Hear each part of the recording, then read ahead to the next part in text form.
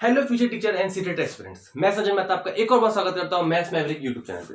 जैसे कि आपको पता है हम सीटेट का मैथ्स का पेपर 2 सॉल्व कर रहे हैं, वो भी अगस्त 2023 का जो लास्ट ईयर आपका पेपर हुआ था। आप सभी को पता है सीटेट की बहुत ही ज्यादा इंपॉर्टेंस किसमें, प्रीवियस ईयर पेपर में आता है। ठीक है, जो प्रीवियस ईयर ऑलमोस्ट रिपीट होता है, मतलब जो प्रीवियस ईयर ढंग से करके चल जाएगा पूरा पेपर, मानो 150 का आता है पूरा प्रीवियस ईयर कर लो आप 3-4 साल का ना, तो कहीं आपके 120-130 नंबर कहीं नहीं गए। ठीक है, चलिए हम मैथ्स का कर रहे थे। 2 पार्ट इससे पहले डाल चुके हैं, जिन्होंने वो 2 पार्ट नहीं देखे वो 2 पार्ट मैं कमेंट बॉक्स में उसका लिंक डाल दूंगा, आप वहां पे जाके देख सकते हैं, वो काफी यूजफुल है। और हमारा जो इस सीरीज का उद्देश्य है वो खाली ये नहीं क्वेश्चन सॉल्व करना, ये कि कंसेप्ट के साथ कंसेप्ट को समझना। मेन क्वेश्चन तो होते रहेंगे, उसको मेन है कंसेप्ट, क्योंकि सीटेट खत्म उन्हीं बिल्कुल सेम कंसेप्ट में क्वेश्चन रिवॉल्व करके हर बार नए नए देता है। तो without wasting time let's start. Before starting the lesson, this is little about me. If you find the content useful and productive, don't forget to hit the like and subscribe the channel. Thank you. पहला सवाल क्या बोल रहा है, PQRS कोई आपका coordinator है। ठीक है, जिसमें कोई PQRS आपका कोऑर्डिनेटर, उसमें क्या PQRS कोई कोऑर्डिनेटर है, हमने मान लिया। ठीक है, PQ PS के बराबर है, PQ PS के बराबर है और RQ SR के बराबर है। ठीक है, देखो कभी भी इसका डायग्राम और बेहतर लग भी नहीं रहे बराबर, तो इसका डायग्राम बेसिकली बेहतर क्या होगा, इसका डायग्राम क्या होगा, कभी भी आप देखो ना दो एडजेसेंट साइड, मतलब बगल वाली साइड और ये दो बगल वाली साइड अपने बराबर हो, तो मतलब कौन सी फिगर की बात करते हैं, और हम काइट की बात करते हैं। ठीक है, तो काइट का डायग्राम कुछ ऐसा होता है, ये तो आपस में बराबर हो गई और ये दोनों आपस में बराबर हो गई। ठीक है, तो ये कुछ ऐसा बनेगा PSQR। ठीक है, तो ये कुछ ऐसी बात कही गई है। ठीक है, ऊपर वाला मिटा देता हूं ताकि आपको कंफ्यूज ना हो। इसमें क्या बोला, इसमें 4 कंडीशन दे रखी है और बोल रहे हैं कौन सी कंडीशन सही है। इसमें बोला है कि डायगोनल्स आर इक्वल होते हैं, डायगोनल्स इक्वल होते हैं, ये क्या आपको बराबर लग रहे हैं? अभी भी वैसे साथ साथ दिख रहा होगा, ये डायगोनल, ये वाला डायगोनल बड़ा है और ये वाला डायगोनल छोटा है। देखो तब भी इसके ऐसे क्वेश्चन करने की बिल्कुल शॉर्ट ट्रिक या निंजा टेक्निक क्या है, कभी भी बेटा कोई क्वेश्चन है ना, मानो एक काइट के ऊपर आया, ठीक है, ये ऊपर की 2 साइड आपस में बराबर होते हैं, नीचे की 2 साइड आपस में बराबर होती है। कभी भी ऐसे कंसेप्चुअल या थ्योरेटिकल बेस्ड क्वेश्चन करने की निंजा टेक्निक है ना, बिल्कुल एक्सट्रीम केस बना दो काइट का एक्सट्रीम केस क्या है, उन्होंने ये तो बोला है ये 2 साइड आपस में बराबर होगी और नीचे की 2 साइड अपने में बराबर होगी, तो ये एक्सट्रीम केस बना लो। देखो हमने कंडीशन को तोड़ा नहीं है, कंडीशन वही है कि ये 2 साइड आपस में बराबर है और ये 2 साइड आपस में बराबर है। अब देखो चारों कंडीशन आप इतने इजीली इवेल्युएट कर पाओगे, एसेस कर पाओगे इन चारों को। देखो डायगोनल इक्वल दिख रहे हैं आपको बेटा, मानो ये PS, ठीक है, क्या आपको डायगोनल बराबर दिख रहे हैं, क्या PR SQ के बराबर है? तो ऑप्शन ए तो सही किसी भी हालत में हो नहीं सकता। ठीक है, दूसरे वाले को होल्ड में रखो, तीसरे में देखो each diagonal bisect the angle at each vertex. मानो अगर जो ये डायगोनल है और ये डायगोनल है, ये डायगोनल, इसमें क्या बोला है, ईच डायगोनल, जो ये वाला डायगोनल है क्या इस वाले एंगल को बराबर हिस्सों में काट रहा है? आपको क्या दिख रहा है, ये हिस्सा इसके बराबर दिख रहा है? आपको बिल्कुल नहीं दिख रहा, ये इतना छोटा सा है और ये इतना बड़ा सा, देखो ये इतना बड़ा सा है। तो स्टेटमेंट 1 भी गलत हो गया, स्टेटमेंट 3 भी गलत हो गया। चौथा क्या बोला, डायगोनल बाइसेक्ट ईच अदर, मतलब क्या ये देखो, ये तो आपको दिख रहा है कि जो ये वाले डायगोनल जा रहा है इस वाले को SQ को 2 इक्वल हिस्से में काटते हुए दिख रहा है आपको, पर क्या SQ उसको ऐसे जगह काट रही PR को 2 इक्वल हिस्से, क्या आपको दिख रहा है ये POR के बराबर है? बिल्कुल नहीं है। तो स्टेटमेंट 4 भी गलत है बिल्कुल। स्टेटमेंट 2 कह रहा है, स्टेटमेंट 2 कह रहा है diagonal are perpendicular to each other. Diagonal, हाँ बेटा कोई सा भी डायग्राम बना लो, ऐसा वाला बना लो, छोटे छोटे वाले या एक्सट्रीम बना लो, आपको हर में 90 में ही दिखेगा, हर में 90 में दिखेगा। तो इट मींस ऑप्शन 2 सही होना इसकी मजबूरी है। ठीक है, हमने इस क्वेश्चन में क्या सीखा, हमने पहले काइट सीखी। काइट होती क्या है, काइट का होगा तो ऊपर की 2 साइड आपस में बराबर होती है, नीचे की 2 साइड आपस में बराबर होती है। ठीक है, और हमने क्या सीखा, कोई भी कंसेप्चुअल क्वेश्चन आ जाए बेटा उसका ना एक्सट्रीम डायग्राम कर दो। अरे ऐसे नहीं बेटा, काइट में आपको एग्जांपल देता हूं रेक्टेंगल का।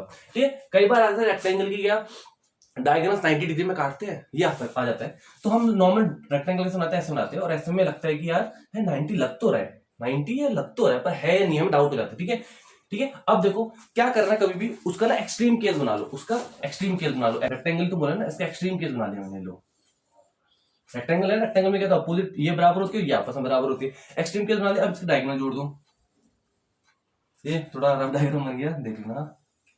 ठीक है, अब देखो क्या आपको 90 लग रहा है, क्या ये पिद्दू सा ये 90 लग रहा है? तो इट मींस कभी आप एक्सट्रीम एग्जांपल बनाते हो, किसी भी उसका फिगर, एक्सट्रीम फिगर बनाते हो, तो आपको प्रॉपर्टी बिल्कुल सामने सामने पता चल जाती है। तो हमें साथ साथ लगे कि यार ये बराबर, ये एंगल 90 डिग्री का नहीं होगा। ठीक है, रेक्टेंगल पैरेललोग्राम को देख लो, कई बार आता है पैरेललोग्राम की क्या डायगोनल्स बराबर होती है क्या, तो अब ना पैरेललोग्राम का एक्सट्रीम केस बना लो। हम नॉर्मल पैरेललोग्राम कैसे बनाते हैं, ऐसे बिल्कुल शांत सुशील सा। मैं कह रहा हूँ एक्सट्रीम केस बनाओ। एक्सट्रीम केस क्या हो सकता है पैरेललोग्राम का, ये हो गया, ये इधर तक ला रहे हो, ये पैरेललोग्राम ये तो कहता है ना ये दोनों साइड इक्वल और पैरेलल होनी चाहिए, इक्वल और पैरेलल होनी चाहिए। मैंने बिल्कुल वही कंडीशन रखी है, ठीक है। अब देखो डायगोनल्स, क्या ये डायगोनल, ये इतने बड़े डायगोनल बराबर दिख रहे हैं, क्या ये इसके बराबर दिख रहा है, बिल्कुल नहीं दिख रहा। इट मींस ये कोई नेसेसरी कंडीशन नहीं पैरेललोग्राम की कि डायगोनल्स बराबर हो, ठीक है। अगर डायगोनल बराबर हो जाते हैं तो वो उस वाले केस में रेक्टेंगल कन्वर्ट हो जाता है, ठीक है। तो कभी भी ऐसे कंसेप्चुअल वाले क्वेश्चन का क्या है, अब याद तुम कर नहीं सकते कि ये बराबर होते नहीं होते। अब देखो ये भी तो हमने उस वक्त ऑन द स्पॉट निकाला, क्या क्या ये एंगल बराबर होते नहीं होते, डायग्राम में दिख ही नहीं रहा, ठीक है। कभी भी एक्सट्रीम केस बना ले करो, चाहे इसका है, इसका है या इसका है, ठीक है। चलिए अगले सवाल की तरफ बढ़ते हैं। अगला सवाल कह रहा था cost of painting the surface of a solid cuboid और डायमेंशन इतनी। कोई आपका सॉलिड क्यूबॉइड है, उसकी डायमेंशन कितनी है 40, 36 और x, ठीक है। आपने क्या करना है, इसका पेंट करना है, ठीक है। तो मतलब आपको बेसिकली पहले क्या निकालना है, टोटल सरफेस एरिया आपको इसका निकालना है, ठीक है। टोटल सरफेस एरिया से क्या होता है बेटा, इसका होता है 2LB plus BH plus HL, ठीक। तो 2 मानो ये L हो गया, B हो गया H, एक बार इन दोनों को मल्टीप्लाई करेंगे, एक बार इन दोनों को मल्टीप्लाई करेंगे और एक बार इन दोनों को मल्टीप्लाई करेंगे। आप ऐसे भी कर सकते हो, ठीक है। तो पहले इन दोनों को मल्टीप्लाई करेंगे, कितना आ जाएगा 40 इंटू 36, कितना होता है ये 144, ठीक है। फिर 36 इंटू एक्स करेंगे, कितना हो जाएगा 36x, फिर x इंटू 40 करेंगे, ये हो जाएगा 40x, ठीक है। ये तो हो गया सरफेस एरिया, ठीक है। क्वेश्चन में बोला है जो सरफेस एरिया है आपका उसको प्रत्येक 100, मानो आपका एग्जाम्पल देखो, ठीक है। मानो एग्जाम्पल, मानो आपको आ गया 1000, मानो आपको सरफेस एरिया आ गया 1000। इसमें बोला है प्रत्येक 100 मीटर का, प्रत्येक 100 सेंटीमीटर स्क्वायर का 20 रुपए चार्ज ले रहे हैं। मतलब ये 1000 है, इसमें कितने 100 हो पाएंगे, डिवाइड करेंगे 100 से, तो मतलब इसके अंदर कितने 100 बैठे हुए, 1000 के अंदर 10 100 बैठे हुए, प्लस 100 के कितने मल्टीपल बैठे हुए 10 बैठे हुए, और एक का कॉस्ट 20, तो 10 का कितना हो जाएगा 200। ऐसे करना है, ठीक है। मतलब हमने क्या करेंगे 100 से डिवाइड करेंगे, क्योंकि उसको क्या प्रत्येक 100 सेंटीमीटर स्क्वायर का कितना चार्ज ले रहा है 20 रुपए ले रहा है, ठीक है। तो इसका मतलब इसको हम क्या करेंगे 100 का भाग देंगे, ठीक है। 100 का भाग देने और क्या करेंगे 20 से गुना करेंगे। क्यों 100 से भाग, क्यों क्या समझिए 100 से भाग इसलिए क्योंकि उन्होंने प्रत्येक 100 सेंटीमीटर स्क्वायर का चार्ज है, और चार्ज कितना है 20 है, ठीक है। इतनी बात समझ आई, शाबाश। अब इसकी वैल्यू दे रखी है हमें, ये कॉस्ट दे रखी है हमें, इसकी कॉस्ट कितनी दे रखी है, इसकी कॉस्ट दे रखी है 1032 वही सिंपल से, पहले इंटू मत करने लगे ना, काटो जितना कट रहा है काटो। मुझे दिख रहा है ठीक, ठीक है। पहले तो 20 से 100 काटो, ये 1/5 आ गया, गजब। 2 से काटो, 2 से काटे कितना हो जाएगा 5 16, 516। अब क्रॉस मल्टीप्लाई कर दो, ठीक है। तो ये 5 उधर जाके कैसे दिखेगा मल्टीप्लाई होने में, 5 इंटू 516। देखो मल्टीप्लाई कैसे करते हैं, इसको थोड़ी देर समझो 500, तो 5 इंटू 500 2500, और ये 16 है, 16 इंटू 5 80, तो ये कितना हो जाएगा 2580, ठीक है। ये तो उधर चले गया, ठीक है, उधर जाने की बात है। अब ये इसको सॉल्व करो लेफ्ट हैंड साइड में, ये 144 तो इधर है ही, और ये दोनों कितना हो जाएगा, ये हो जाएगा 76x, ठीक है।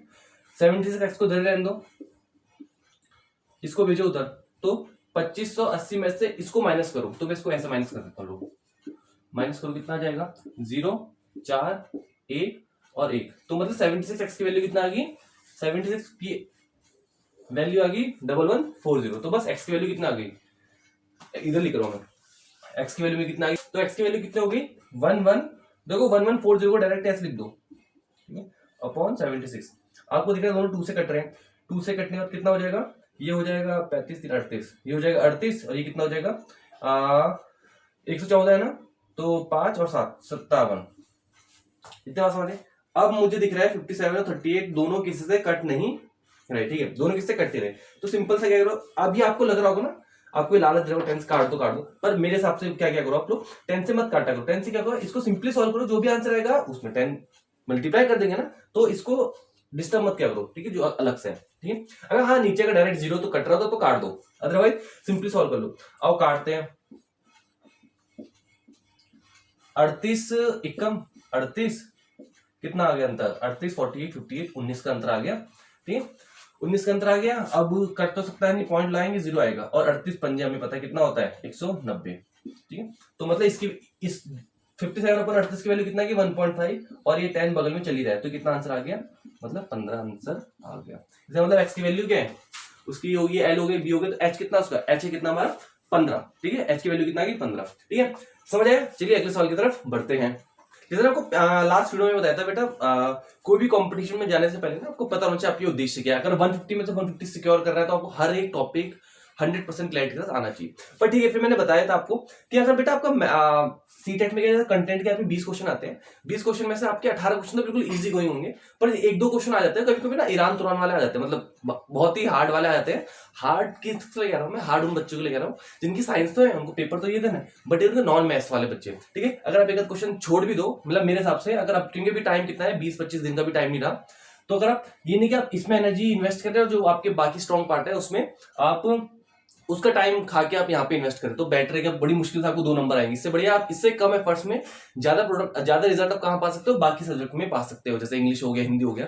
तो ये 1-2 क्वेश्चन, बाकी 18 क्वेश्चन तो बिल्कुल इजी, जितना अभी तक हमने क्वेश्चन किए 18-19 क्वेश्चन किए। ये जो एक क्वेश्चन आ रहा है प्रॉफिट लॉस का, एसएससी का भी ना, ये ज्यादा हाई लेवल का दे देते हैं, ठीक है। ऑल दो मैथ्स वाले बच्चों को तो बिल्कुल ईजी है, पर इनका मैथ्स नहीं थी, इन्होंने 10th तक की मैथ्स पढ़ी, तो उनके लिए थोड़ा चैलेंजिंग हो सकता है। तभी मैं बिल्कुल कोशिश करूंगा इजी से इजी एक्सप्लेनेशन, ताकि आप भी कर सको।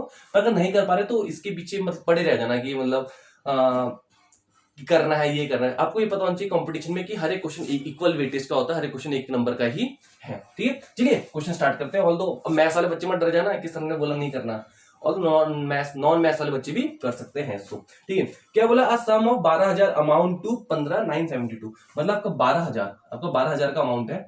ये 12,000 आपको कितना रुपया हो जा रहा है, 15,972 हो जा रहा है, 15,972 हो जा रहा है। कितने में, 1.5 साल में हो जा रहा है, ठीक है। कितना में हो जा रहा है, 1.5 ईयर में हो जा रहा है, ठीक है। With the interest is compound, जो इसका इंटरेस्ट कट रहा है, इंटरेस्ट कैसे कट रहा है, इस कंपाउंडेड हाफ ईयरली। हमने 2 चीज देखी, एक तो क्या कंपाउंड इंटरेस्ट है, एक क्या है कंपाउंड इंटरेस्ट है, और दूसरी बात हमने क्या देखी, इसका जो साइकिल है वो कितने की है, हाफ ईयर की। तो बेटा खुद ही बताओ, हाफ ईयर की 1.5 साल में कितनी साइकिल होगी, 3 साइकिल होगी। कितनी साइकिल होगी, 3 साइकिल होगी, ठीक है। ये बात बोली। तो what will be the amount of the, तो क्वेश्चन में पूछा है तो यही अमाउंट 1.5 साल में कितनी होगी, अगर सेम रेट रखे, अगर हम कंपाउंडेड हाफ ईयरली ना करके ईयरली करें, ठीक है। और पहले क्वेश्चन समझ आगे, तो इतना बेसिक सॉल्व करते हैं। इसका मतलब बेटा समझो 12,000 की अमाउंट कितना हो जा रहा है, 15,972, ठीक है। 12,000 रुपये हो गए इतना, तो मैं कहता है 1 रुपया कितना हो जाएगा, तो 1 रुपया इस हिसाब से कितना हो जाएगा, 15,972, वही न्यूटन मेथड जो हम करते हैं, ठीक है। तो 1 रुपया इतना हो जाएगा। तो थोड़ा सॉल्व कर लेते हैं, तो ठीक है, इसको सॉल्व कर लेते हैं। देखो वैसे अगर हम सॉल्व करेंगे 1 यूनिट की वैल्यू आएगी, पर हम कितने की निकालेंगे, 100 की निकालेंगे। तो 100 के इधर भी मल्टीप्लाई, 100 के इधर भी मल्टीप्लाई। 100 के निकालते हैं अभी बताऊंगा मैं आपको, ठीक है। 2 0 से 2 0 काट दो, अब काटो। ये आपको दिख रहा है किससे, 6 से कटता हुआ दिख रहा है, ठीक है। 6 दूनी वाली 20 ना, काटो। 6 दूनी 12 और 3 बचा 39, 6 जा 36, 3 बचा 37, 6 जा 36, 1 बचा 2 बचा, ठीक है। वापस कट रहा है ये 2 से कितना कटेगा, 1 3 3 1, और नीचे एक 10 है तो पॉइंट लग जाएगा इधर। तो इट मींस अगर आप 100 रुपए इन्वेस्ट कर रहे हो, तो आपको कितना रुपए हो जा रहा है, 133.1, 133.1। इसका मतलब इजाफा कितने का हुआ, ये देखो आपने 100 रुपए को डाल लिया, 100 रुपए तो आप दोगे, उसके अलावा इंटरेस्ट भी तो दोगे, तो इंटरेस्ट कितना हो गया, साथ साथ दिख गया होगा। इंटरेस्ट कितना हो गया, 33 रुपए का, 33.1 रुपीज का आपका इंटरेस्ट देना। मतलब मैंने 100 में इसलिए निकालता क्योंकि 100 का बेटा हर एक नंबर अपने आप एक परसेंटेज होता है। मानो मैं बोलूंगा 100 का 15%, तो कितना हो जाएगा, 15 हो जाएगा। मैं बोलूंगा 100 का बेटा 33.1% कितना होगा, 33.1% ही हो जाएगा। तो मैंने इसको 12,000 को मैंने किस में कन्वर्ट किया, 100 में कन्वर्ट किया। इट मीन अब मुझे पता चल गया कि टोटल कितना इंटरेस्ट लगा, कितना लगा 33.1, और वो भी कितने साइकिल में, 3 साइकिल में लगा। 3 साइकिल का मतलब क्या है, हाफ 3 साइकिल का मतलब है कि इसका जो परसेंटेज है वो 3 बार लगा होगा, ठीक है। अगर क्योंकि कंपाउंडेड, इन्होंने क्या बोला, कंपाउंडेड हाफ ईयरली बोला है, ठीक है। 3 साल में इतना लगा। तो आप ये बताओ अगर उसका सीआई 3 साल का कितना आ रहा है, 33.1% आ रहा है, तो आप समझ गए होंगे। तो इसका 1 साल का कितना होगा, 10%। कैसे हो रहा होगा, देखो समझो। इसका एक एबी रूल होता है। सिंपल इंटरेस्ट में तो क्या होता है, मानो अगर 10% होता, सिंपल इंटरेस्ट में 3 साल में क्या होता है, 10%, टोटल होता 30%, टोटल होता 30%। पर बेटा कंपाउंड इंटरेस्ट में ऐसी कहानी नहीं होती। कंपाउंड इंटरेस्ट में क्या कहानी होती है, मानो अगर आपने 100 रुपए लिया, 1 साल बाद कितना हो जाएगा बच्चे, वो 10% ऐड करो, 110 हो गया। दूसरे साल बाद इस होल अमाउंट में लगेगा 10%। अब इसका 10% ऐड करो, इसका 10% कितना हो जाएगा, 110 का 10% कितना हो जाएगा, 11 हो जाएगा। 11 प्लस करो, इसमें 121 हो गया, ठीक है। ये 10% आपने यहाँ ऐड किया, ये यहाँ किया। अगर 2 साल का मैं सिंपल ऐसा ही निकालता तो 2 साल का मेरा आता कितना आता, 20%। कंपाउंड इंटरेस्ट में 21%, 1% का अंतर आया। 3 साल का देखो, 3 साल का जब 10% निकालोगे वापस, तो कितना आ जाएगा, इसका भी 121 पे कितना प्लस करो, इसका 10%, इसका 10% कितना होगा 12.1, कितना आ गया 1331 आ गया 133.1। इसका मतलब आपको पता होना चाहिए बेटा 33.1% कैसे आता है। ये 10 को जब आप 3 बार कंसेक्यूटिव 3 बार लगातार कंपाउंड इंटरेस्ट में नापते हो तो ये आते हैं 33.1%। ठीक है, इसका सीआई नापने के लिए क्या होता है, कंपाउंड इंटरेस्ट नापते होता है, डायरेक्ट एबी रूल होता है। एबी रूल में हम क्या करते हैं, मानो अगर मेरे निकालना है 10 और 10 का, तो मैं क्या करूंगा, पहले 10 + 10 करूंगा। ठीक है, मानो कि मैं 2 साल का निकालना चाह रहा हूँ, क्या करूंगा 10 + 10 करूंगा, फिर 10 × 10 करूंगा अपॉन 100। तो ये कितना हो जाएगा, देखो 10 + 10 20 हो गया। ये कितना हो गया, 1 0 से 1 0 से कटा +1 बचा तो 21% हो गया। इसका मतलब अगर 10% का कंपाउंड इंटरेस्ट लगा रहे हो आप, 10% का लगा रहे हो 2 साल के लिए, तो 20 नहीं होगा बेटा, 20 तो ऐसा ही होगा। 2 साल का कितना होगा 21 होगा। वही 3 साल के लिए, 3 साल के लिए कैसे कैलकुलेट कर सकते हैं हम, 3 साल का कैसे करेंगे, ऐसे लिखो 10 10 10। पहले इन दोनों को कैलकुलेट करो सिंपली, इनको इन दोनों को, इनका एबी रूल सिंपल सही है। अगर एबी रूल लिखना है आपको तो A + B + AP अपॉन 100। ठीक है, और एक बार में 2 का ही फॉर्मूला लगेगा, एक बार 2 में ही लगेगा एक बार में फॉर्मूला। तो इसमें लगाओ फॉर्मूला कैसे लगेगा, अभी भी निकाल दे, इसकी तो वैल्यू आपको पता भी चलेगी 21%। ठीक है, इसको लगाओगे एबी रूल से 21% आपका आ जाएगा। फिर अब ये 10 बचा है ना, तो इसमें कैसे लगेगा A + B, और फिर इन दोनों को मल्टीप्लाई करो 21 × 10 अपॉन के 100। ठीक है, तो ये कितना हो जाएगा, ये तो 31 हो गया। ठीक है, ये कितना हो गया, 1 0 से 1 0 कटा, 21 अपॉन 10 कितना हो जाएगा 2.1 हो जाएगा। तो 2.1 प्लस करो कितना आ जाएगा 33.1 आ जाएगा। ठीक है, तो इट मींस हमें पता चल गया क्या कि उसका रेट क्या है, वो किस हिसाब से इंटरेस्ट है, उसका 10% है। और 10% बेटा कितना, 10% हाफ ईयरली है, 10% हाफ ईयरली बेटा, मतलब अगर आधे साल के लिए रुपए रखते हो 10% लगेगा। ये क्वेश्चन का हुआ आधा। अब समझो आगे की कहानी, क्वेश्चन इसको मैं मिटा देता हूं। ठीक है, आगे कहानी क्या है, अब मुझे लग रहा है 10% बच्चे कितने में लग रहा है, 10% लग रहा है हाफ ईयर में, हाफ ईयरली में लग रहा है। ठीक है, हाफ ईयरली में। तो बेटा पूरे ईयर का कितना होगा, पूरे ईयर का कितना होगा बेटा 20% हो जाएगा। कहानी का था पूरे ईयर का कितना हो जाएगा 20% हो जाएगा। अभी देखो इस पहले वाली कंडीशन में क्या था, हम हाफ ईयरली ऐसा ही कैलकुलेट कर रहे थे, सीआई कैलकुलेट कर रहे थे, पर इसमें बोला कि अब हमें कैसे करना है, ईयरली कैलकुलेट करना है। ठीक है, क्वेश्चन में पढ़िए हमें कैसे करना है, आपके ईयरली करना है। तो बेटा 1.5 साल में कितने साल होते हैं, 1.5 साल में एक तो पूरा साल होगा और प्लस एक आधा साल होगा, एक तो आधा साल होगा। देखो 1 साल का कितना लगेगा, 1 साल में आपका लगेगा कितना 20% आपका रेट लगेगा। आधा साल में कितना रेट लगेगा आपका, आधा साल में लगेगा कितना, आधा साल का 10% है। तो इनको सिंपल प्लस मत करना, 30 मत लिख देना। मैंने अभी बताया एबी रूल, एबी रूल क्या होता है, A + B + AB अपॉन 100। ठीक है, तो इनको करो A + B + AB अपॉन 100। ठीक है, 1 0 से 1 0 कटा, 1 0 से 1 0 कटा, 20 + 10 हो गया हमारा 30, और ये कितना हो गया हमारा 2। तो मतलब कुल मिला के हमारा नेट कितना इंटरेस्ट होगा, 32% का इंटरेस्ट हमें मिलना चाहिए। ठीक है, क्वेश्चन में अमाउंट कितना था, क्वेश्चन में हमारा अमाउंट था 12,000। ठीक है, 12,000 बढ़ के कितना हो जाएगा, हमने अभी भी निकाला कितना नेट चेंज आएगा, कितना इंटरेस्ट मिलेगा, 32% मिलेगा। वो भी किसका, इसका 32% मिलेगा। तो इसका 32% निकालो, इसका 32% निकालो। 32% कैसे निकाल सकते हो बेटा, एक तो डायरेक्ट फॉर्मूला होता है, आप फॉर्मूला निकाल लगाओगे। ठीक है, एक स्मार्ट अप्रोच। बट 30%, 32 को मैं क्या बोल सकता हूँ, 30 + 2%। ठीक है, 30 + 2%। ठीक है, 30% कैसे निकालूंगा बेटा, कभी भी आखिरी में ना एक 0 से डिवाइड कर दूं, मतलब आखिरी का एक 0 काट दो या डेसिमल लगा दो, तो वो 10% की वैल्यू आ जाएगी। तो आप मान दोगे ना 12,000 का 10% कैसा होता है, इसका आखिरी वाला 0 छुपा दो, कितना हो गया 10%, 1200। 10% 1200 है, तो 30% कितना हो जाएगा, 3 गुना कर दो, 1200 का 3 गुना कितना हो गया 3600। ठीक है, अब 2% कैसे निकालूंगा, 2% कैसे निकालूंगा बेटा, अपने अगर एक आखिरी का एक डिजिट ढगा ना तो क्या हो जाएगा 10% हो जाएगा। 2 डिजिट ढक दो कितना हो गया 120 हो गया। 120 तो क्या 1% की वैल्यू, 2% की वैल्यू कितनी हो जाएगी। ठीक है, 2 0 तो 120 हो गया, 121% की होगी, 2% की निकालनी है तो 240 हो गया। तो कुल मिला के 32% हो कितना गया हमारा, 32% हो गया 3840। ठीक है, ये तो हमारा सिर्फ ये तो इंटरेस्ट है बेटा, उसने 12,000 रुपए का लोन लिया, जो भी 12,000 का लोन लिया, इंटरेस्ट कितना दे रहा है 3840 दे रहा है। तो टोटल उसने रुपया चुकाया कितना 1200 प्लस ये, तो ये दोनों प्लस करके कितना आ गया 15,840।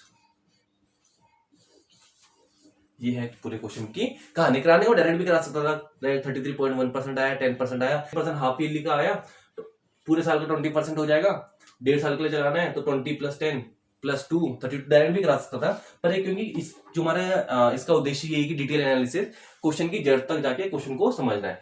तो आशा करता हूँ पूरा कंपाउंड इंटरेस्ट का पूरा ये टॉपिक ही पूरा आपको समझ आ गया हो। ठीक है, तो जो हमारा अगस्त 23 में 20 क्वेश्चन आए थे, सभी 20 क्वेश्चन ये पूरे हो चुके हैं। ठीक, अब थोड़ा एक एक्स्ट्रा क्वेश्चन करा देता हूं आपको। ठीक है, विद कंसेप्ट। चलिए सवाल क्या कहता है, PQRS कोई साइक्लिक कोऑर्डिनेटर ले। ठीक है, PQRS और साइक्लिक कोऑर्डिनेटर। साइक्लिक कोऑर्डिनेटर होता क्या पहले समझिए।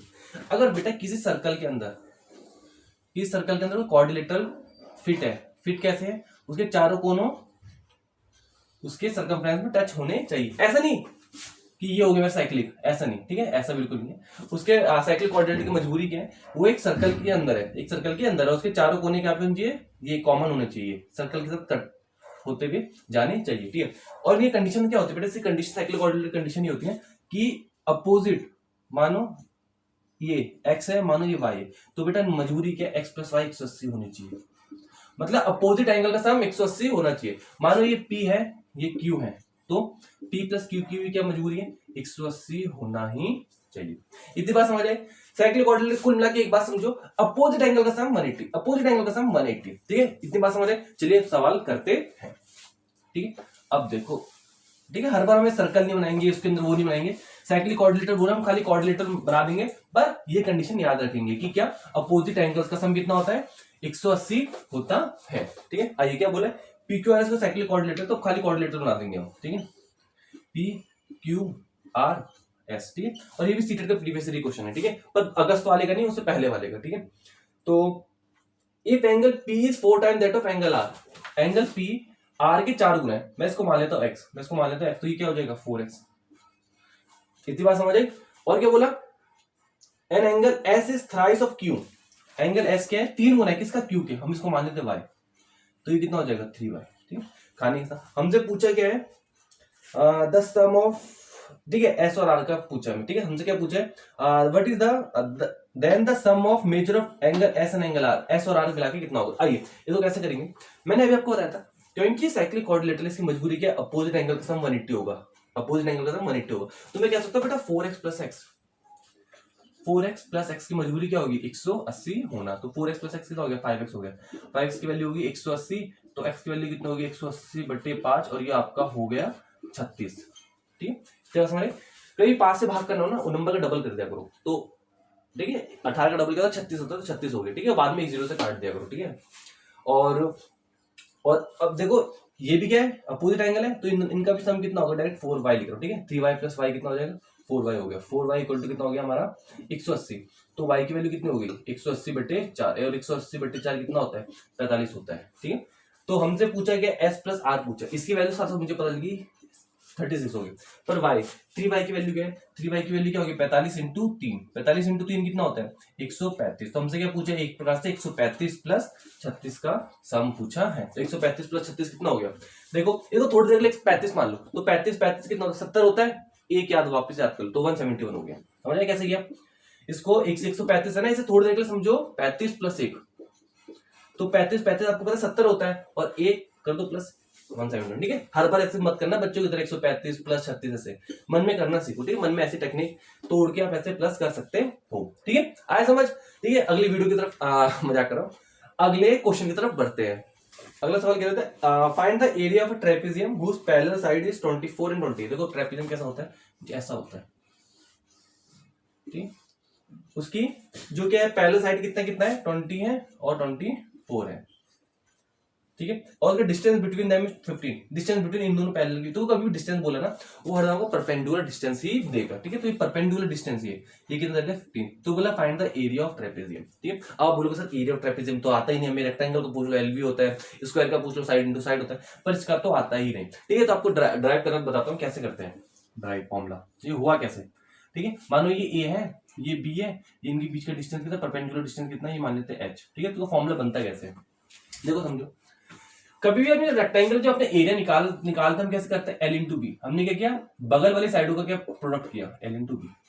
जब बेटा हमारा स्क्वायर था हमने क्या बोला ये भी ऐसे है ये भी ऐसे है, इन दोनों का प्रोडक्ट करो क्या हो जाएगा साइड स्क्वायर एरिया, तो इसमें भी यही करेंगे, इसमें भी यही करेंगे। अब देखो बेटा पहली बात आती है इन वाली साइडों की, कौन साइड रिप्रेजेंट करेगी, ना ये करेगी ना ये करेगी, क्योंकि इनका रिप्रेजेंटेटिव कौन है, इनका ही परपेंडिकुलर डिस्टेंस है, तो बेटा लंबी वाली साइड का रिप्रेजेंटेटिव कौन आ गया, हाइट आ गया, क्योंकि हरदम परपेंडिकुलर डिस्टेंस होना चाहिए, जो ब्रेथ मानते हैं ना और ये साइड मानते हैं, ये हरदम दूसरी वाली साइड के 90 डिग्री में होना चाहिए, तो ठीक है, ना ये 90 में ना ये 90 में, तभी हम इस वाली साइड को 90 मान के इस वाली साइड का कभी भी हाइट का काम होता है हमारा निकालने में। अब देखो ये वाली तो हाइट हो गई, अब इसमें तो एल लेते थे, इसमें एस लेते थे, इसमें क्या लेंगे, ए लेंगे या बी लेंगे, ए लेंगे या बी लेंगे, तो ए और बी ने बोला भाई लड़ो मत, सिंपल सा, हम दोनों का मीन निकालो। मानो अगर ये 10 है, ये 20 है, तो कहते ना 10 लो ना 20 लो, हमारे बीच का ले लो, 15 ले लो। तो हम वही करेंगे, हम ना ए लेंगे ना बी लेंगे, हम उन दोनों के बीच का ले लेंगे। तो यही होता है बेटा एरिया ऑफ ट्रेपेजियम। ठीक है, ऐसे याद कर। ये तो अब डायरेक्ट आप देखोगे फॉर्मूले में, उसमें क्या होता है, sum of parallel side into height upon 2। पर कंसेप्ट ये कंसेप्ट है, क्या किया, इन दोनों का मीन ले लिया और परपेंडिकुलर डिस्टेंस का मल्टीप्लाई कर दिया, वही करते हैं। 20 और 24 का बेटा मीन कितना होता है, 20 और 24 का मध्य में कौन आता है इन दोनों के बीच में, 22 आता है। ठीक है, अगर आपको समझ में 22 कैसा है तो आप ऐसे कर लो, 20 प्लस 24/2, ये होगा 44, 44/2, फिर आएगा 22। ठीक है, और आप देख लो बेटा 20 और 4 की 24 के बीच बिल्कुल बैठेगा कौन, 22 ही तो बैठेगा। बीच में 4 का अंतर है तो 2 अंतर में जाओ, 4 का आधा 2 तो मतलब 22। ठीक है, ये वाली साइड इनका रिप्रेजेंटेटिव कौन हो गया, 22, लंबाई का कौन हो गया रिप्रेजेंटेटिव 15। बस हमारा आंसर आने वाला है। ठीक है, कितना हो गया, 22 इंटू 15 कितना हो गया हमारा, हो गया 330। ठीक है, तो इंटू कर लेना। ठीक, तो 22 इंटू 15 कितना होता है, 330 होता है। ठीक है, अगर आप ये सोचो मैंने क्या किया, मैंने कुछ ऐसा किया, देखो मैंने कुछ ऐसा किया, मैंने रखा 15 नीचे, 15 को ऊपर, 22 को नीचे। ठीक है, मैंने 2 या मल्टीप्लाई करूंगा कितना आएगा, 30 आएगा, ये मैंने 30 इधर लिखा, फिर वापस 2 से मल्टीप्लाई करूंगा वापस 30 आएगा, वो मैंने 30 इधर लिखा और फिर प्लस कर दिया। आया समझ। ठीक है, तो ट्रेपेजियम में कभी भी एरिया क्या होता है, तो ये जो पैरेलल साइड है उनका मीन निकालो और जो आपको हाइट दी उसका मल्टीप्लाई करो। ठीक है, आया समझ। चलिए अगले सवाल की तरफ बढ़ते हैं। Area for rhombus having each side 17, मतलब रोम्बस है आपका,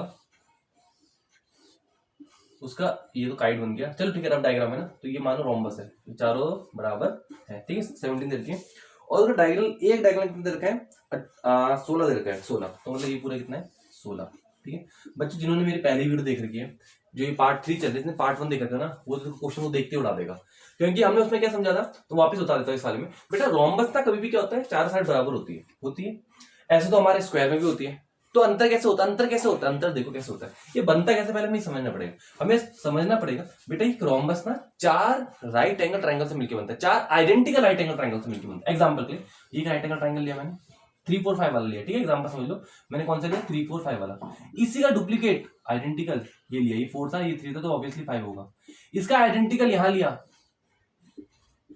इसी का आइडेंटिकल राइट एंगल ट्रायंगल मैंने यहां लिया, तो मतलब राइट एंगल ट्रायंगल तो बीच में तो 90 बनेगा ही, ये 3 है, ये 4 है, ये 5। ठीक है, ऐसे बनता है हमारा कोई भी क्या रोम्बस। कैसे बनता है, 4 right angle triangle, identical right angle को जोड़ दो, क्या बन जाएगा आपका बन जाएगा रोम्बस। ठीक है, अब देखो इसमें क्या बोला, ये 16 बोला है, इसका मतलब आप ये कह सकते हो ये 8 होगा, ये 8 होगा। इतनी बात समझ आई।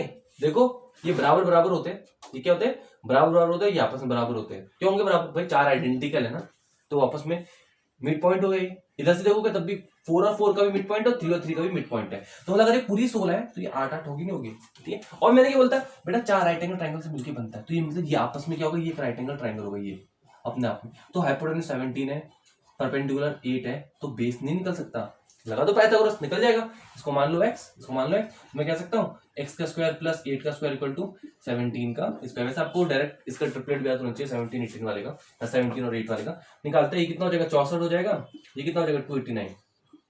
ठीक है, एक्स स्क्वायर। ठीक है, तो एक्स स्क्वायर कितना आ जाएगा 289 अपॉन मतलब माइनस 64, तो कितना हो जाएगा 5 2 2, और 225 इसका स्क्वायर होता है बेटा, 225 होता है 15 का। ठीक है, तो ये एक्स की वैल्यू कितना आ गई, 15 आ गई। इतनी बात समझ आई, 15 आ गई। ठीक है, अब जो पूछा गया हमसे पूछा है, ठीक है, डायरेक्ट भी ट्रिपलेट याद कर लो, 8 15 17 का भी एक ट्रिपलेट होता है। ठीक है, इससे क्या होगा, मानो कभी क्वेश्चन आएगा तो तुम इतना पूरा ये टाइम वेस्ट नहीं करना पड़ेगा, 30 सेकंड आपको डायरेक्ट बदल के 8 15 17 का एक होता है, तो आपको अगर ये 2 दिखेंगे तो तीसरा ऑटोमेटिकली होगा। क्या था, ऐसे भी हो सकता है ये 2 दिखे तो आपके दिमाग में क्लिक करना चाहिए कि तीसरी साइड क्या होगी, 8 ही होगी। हमसे ये पूछा है find the area of rhombus, area of rhombus. तो एरिया ऑफ रोम्बस क्या होता है डायरेक्ट, अगर आपको रोम्बस नहीं पता डायरेक्ट क्या होता है, उसका d1 d2 अपॉन 2 होता है, रहने दो, पर जिसने इस कंसेप्ट पढ़ा ना वो इधर भी मात दे देगा बाकी बच्चों को। कैसे, वो मैं बोलूंगा पहले, भाई ये 4 आइडेंटिकल राइट एंगल ट्रायंगल है ना, तो एक का निकालो इंटू 4 कर दो, और एक का राइट एंगल ट्रायंगल का तो बच्चे को पता है क्या, परपेंडिकुलर इंटू बेस अपॉन 2,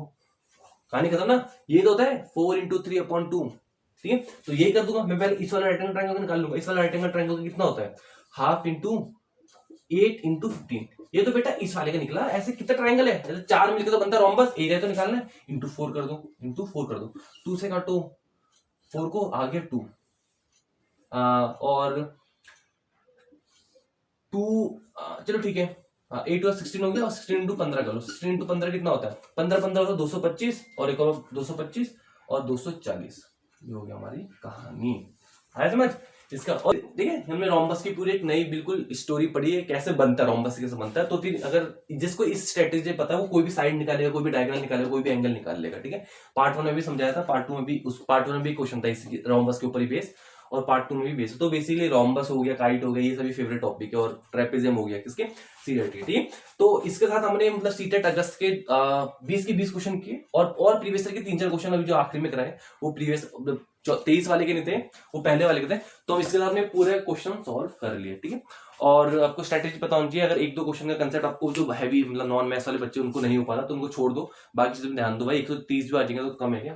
ठीक है, 140, ऑल्दो आई सजेस्ट कि आप पूरा 140 145 प्लस का एम रखो। ठीक है, पर कहने का मतलब उद्देश्य ये है, मतलब ये है कि ऐसा नहीं कि इन 2 क्वेश्चनों के लिए, इस 2 SICI के कंसेप्ट समझने के लिए, प्रॉफिट लॉस के कंसेप्ट को समझने के लिए आपने बाकी चीज वो दाव पे लगा दी। ठीक है, अगर आपको टाइम बचता है तो ऑब्वियसली करो। ठीक है, बाकी हर एक क्वेश्चन की वेटेज एक ही है, 1 नंबर ही है, तो देखो किस में टाइम इन्वेस्ट करने में आपको ज्यादा रिजल्ट मिलता है। ठीक है, तो चलिए इसके साथ हमारे पूरे सवाल खत्म होते हैं, मिलते हैं अगली वीडियो में।